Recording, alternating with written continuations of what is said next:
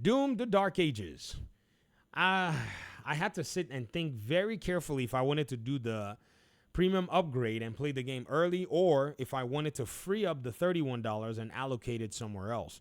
It's a good problem to have with this Game Pass thing, I tell you, because already Doom is not a game that you're going to see VG running to play. I've been throwing digital hands since MK11 came out in 2019 after having touched my last Mortal Kombat game, if you would believe it, that I played dedicatedly was MK4 on the Nintendo 64. At some point in time, I think I played MK versus DC here and there. And then when MKX came out, the wife was a little adamant because we just had our first child. And she was like, well, I don't want him to walk across the room and see, something he ain't supposed to see. And I was like, well, I can understand. It is Mortal Kombat. So I held off and missed that whole MKX train. Till date, I wish I had, taken the time and the diligence to play. Injustice 2 came out, and I was just too lazy to learn combos. I don't know what it was. I looked at those combos, and I said, I don't know if I want to learn these combos and all these mechanics. And I just didn't play it.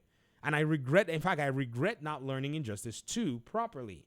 Picked it up later on, but MK11 was already there. And all this while, ladies and gentlemen, you can already imagine I'm playing FIFA and Doom games, the new Doom games, the reboots, the Doom Eternals, they're coming out, and I'm literally just walking over them and skipping them. However, lately something happened. They gave away the Doom 2016 game on Amazon. Where is it here? Doom Eternal, sorry. They gave away Doom Eternal on Amazon. This one says Battle Mode PC. And I got it, and I was like, you know what? Maybe I should play it. Still haven't played it yet. And then 2016's Doom showed up on the Good Old Games store. DRM free. And I said, yeah. Let's get into Doom and see what, the hype is all about. And this is the new Doom, by the way. I mean, Duke Nukem and Doom and all those back in the day, they were one collective. Duke Nukem was the one that I played coming up on the, good old 3.5-inch floppy back in the day of PCs and such. And so now sitting at this, I'm looking and saying, man, what is stopping me from playing this new Doom, The Dark Ages, when I have access to it and all the other Doom games that are available on PC or Xbox if I wanted to pay without actually playing them. Play them actually without actually paying full price for them. I can basically jump in and, engage in that, right? However, looking at the early access, I'm thinking to myself, $31.49. Can $31.49 do something else? Because again, people talk like, oh, you can't own your games on Game Pass. But none of them will tell you, oh, well, you can allocate your funds in ways that you probably choose. So I'm looking at Good Old Games. This is my Good Old Games library. It's not the most intricate, it's got a few titles here and there. A lot of it from Amazon, Prime Gaming, and all that stuff. Some of them I've gotten, on my own. But I would love to go ahead and collate these games and put them on physical media. And we'll have a conversation about physical media at the moment. Just recently, Silent Hill 2, and I don't play these horror games, showed up on here, which is interesting.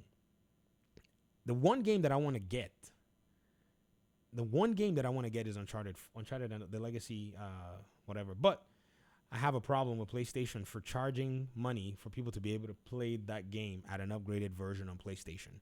Had they given that away for free, I would have easily double dipped without any question. However, I just feel like, the practice is just trash. That's what it is. Why would you charge somebody for the privilege to use a new hardware piece to play a game that they already own? And I think this is probably why a lot of people have stuck with Xbox, because Xbox doesn't do that on their consoles, apparently. They're not going to do that. If the hardware is capable of running and the developers are willing to do it, then that just happens. And if Xbox is the one that does it, they'll give that upgrade for free. So the entitlements that anybody who's in the Xbox ecosystem gets to enjoy is why this ecosystem is now being more and more sought after by people across the board. In fact, I think a very interesting entitlement is the way Game Pass has pretty much started to make for people who are looking at this whole proposition to question, in some cases, why they're on PlayStation Plus. You remember the little PlayStation Plus subreddit thread that I was looking at for the longest time and we're talking about here and there?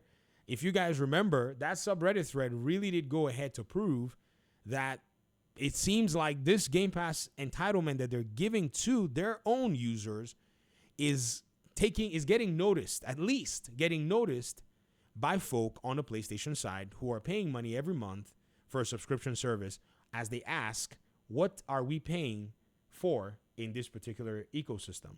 If you were paying attention at that time and you looked at what was being said in this particular subreddit thread, Doom Eternal was also mentioned there. This is why I circled back to it, because when they talked about the difference in the quality of games between Game Pass and PlayStation Plus, they had mentioned Expedition 33 and Oblivion, which now all that hype has faded and everything. And the next hype train around Doom is coming along, and they even envisioned and mentioned it. And their conclusion was that they felt like PlayStation was basically raking them over the coals, and they were receiving, nothing in return for the subscription that they were paying. However, those who are on the Xbox side are basically getting their money's worth in this particular conversation.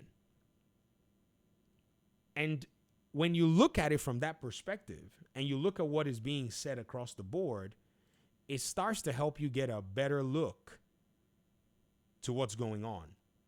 I still can't believe that this thread is here, guys. I still cannot believe this thread is still here. I would have thought that this thread would have been nuked. But again, I think a lot of these people want to just be honest, or would love to, PlayStation come in and see this and start figuring out a way to go ahead and respond to this stuff. Right?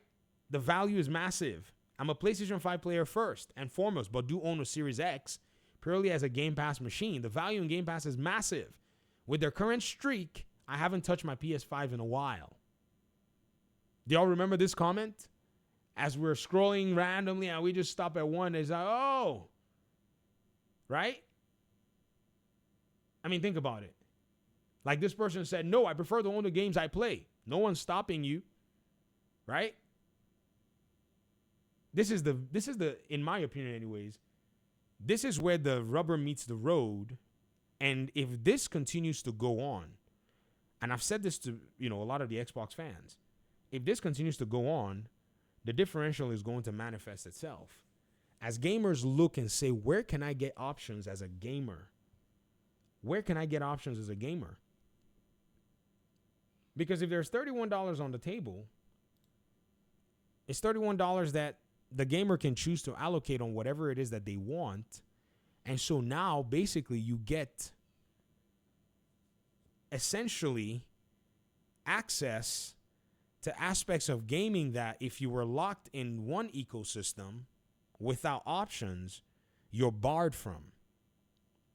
This is why I game on PC. I'm not saying you should, but I'm saying this is why I game on PC, because I enjoy having access to these options, if you understand what I mean. However, I won't have this game. I just feel like I'll never have this game, Uncharted, on good old games. Maybe I'll cave. Maybe when they put it on sale again, I may cave. But on principle, PlayStation needs to learn. They need to learn to treat their audience very well. I may go ahead and get the old school Dragon Age, just for the sake of it.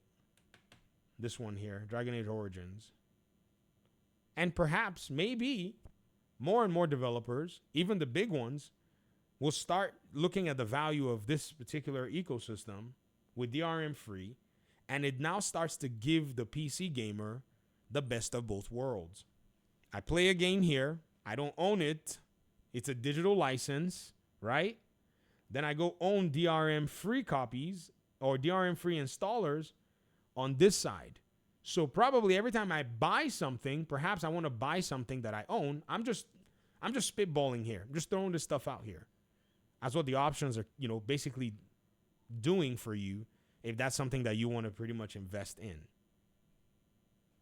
But I think the balance for the PC user makes a whole lot of sense when they have access to these two ecosystems. And then if they want to bring Steam into the mix or leverage Steam for other games that may not be on Game Pass, but would be on Steam and they don't want to buy on the Xbox store, even if it's on the Xbox store, or even if it's not on the Xbox store, they still have access to that option as well. This game's already a top seller. This game's going to break the internet. Yikes. This one's going to break the internet. Coming May 14th. We'll see. I don't know. We'll see how it goes. Thanks for watching, guys. Peace out.